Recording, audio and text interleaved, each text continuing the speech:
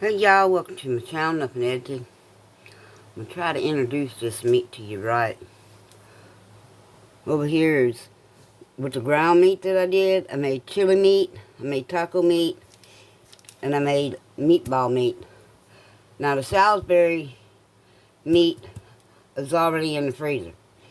Now what I want to show y'all is with this chili meat here, I used it to make up a batch of chili. Okay, this is just one bag of what I'm showing you. Over here, some red beans and rice. I used some of the meatball meat. I used some smoked ham hocks in it. I used some bacon in it and some sausage for the red beans and rice. This taco meat can be used for whatever you want.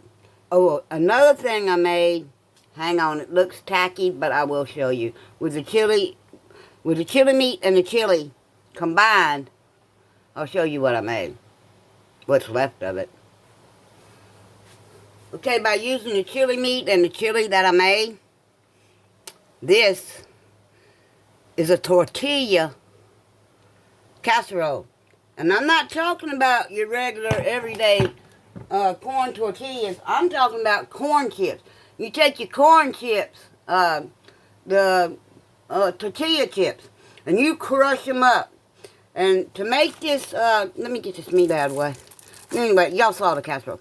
In order to make this casserole, you take the chili that you made, and you put like a cup and a quarter in the bottom of that pan.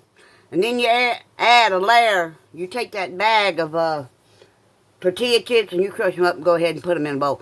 And you crush them up as fine or as thick as you want. As big as you want. Okay, you put the chili first.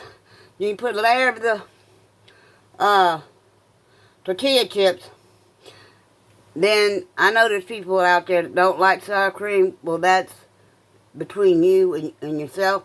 You take a cup of the chili in a bowl, and then you mix a 16-ounce container of, no, an 8-ounce container of the sour cream. You whisk that up, and you kind of just spoon that on top of the chips. Then you come across it with a layer of the chili and a layer of cheese, and you just keep layering it up like that.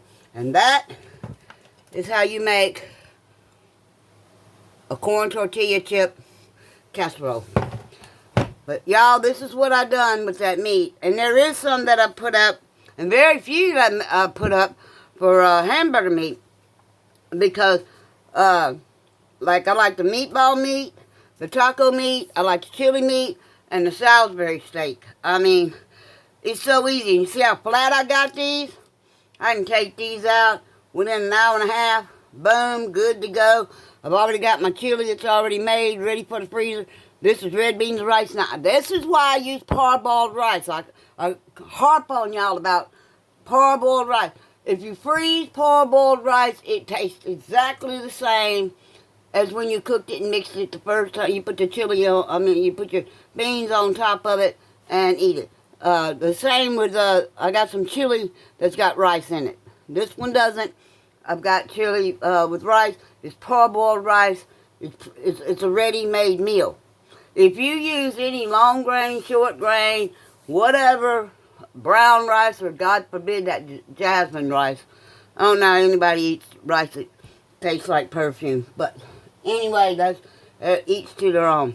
If you use parboiled rice and mix it with red beans and rice, or chili, if you eat rice with chili, parboiled rice is going to come out just exactly the way it did when it come out of the pot the first time. And that's a fact. If you use any other rice, and I've tried it in the past, you know, I've been in the kitchen since I was 12 years old. So I think I know what I'm talking about when it comes to rice.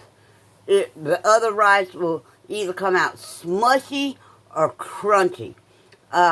You can tell who really knows how to make boudin and who doesn't. Because if you get the crunchy kind, they use plain old rice.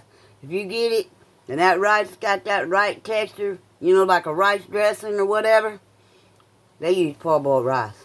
Anyway, y'all, Thanks for watching. Please like, subscribe, and I wish I had a bag of the Salisbury steak out, but I don't. Mixed up. It basically looks just like this with some other additives in it.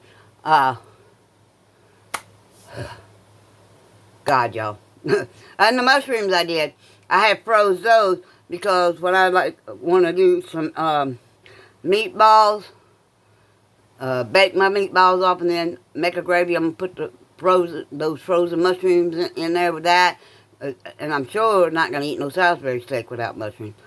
Y'all do something nice for somebody today. And drop a video on if you're prepping your own food and you're saving money in some way. This is Nothing Edgy, and I'm out.